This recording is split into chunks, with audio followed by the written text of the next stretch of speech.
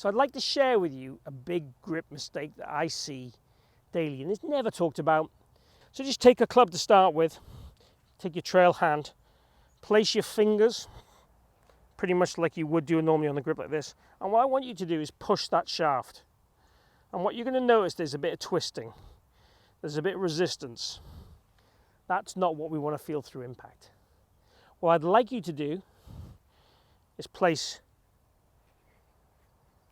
your lifeline alongside your thumb, put it alongside the shaft like this.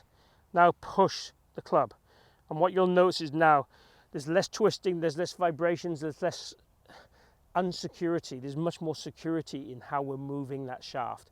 That is what we want to do. This is the big grip mistake. When people take the grip, this lifeline sits far too much on top of the thumb as opposed to into the thumb. So we want very much your hands to sit like that. We still want the same amount of V's and knuckles and all that stuff, but we want this lifeline to push that thumb. So that's kind of stage one. Let's hit a golf ball feeling we got that grip position better. So take your lead hand, put it on the club, try and feel the lifeline is into the side of your thumb. Get comfortable, but don't mess around with it. Keep the pressure constant.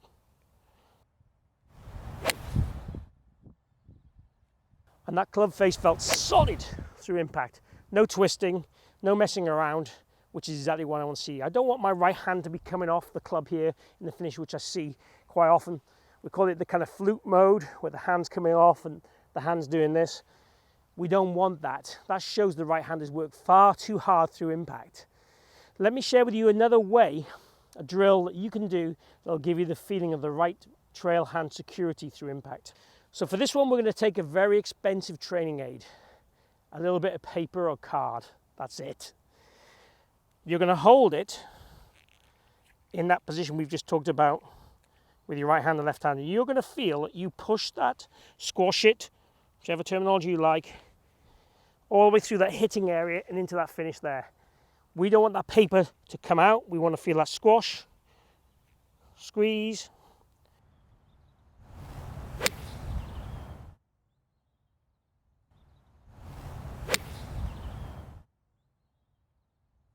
And the paper is still there.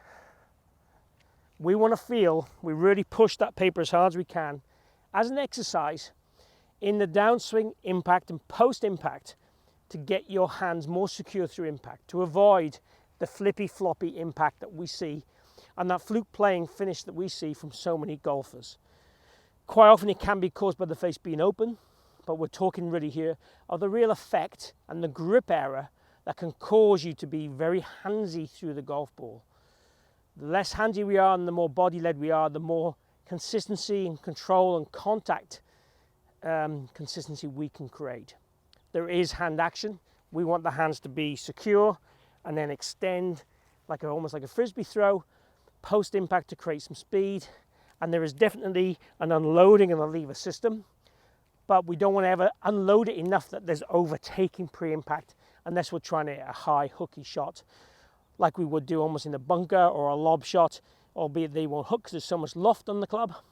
But we're looking for that kind of release pattern. This is very much about hand security for consistent contact and ball flight. Give it a go.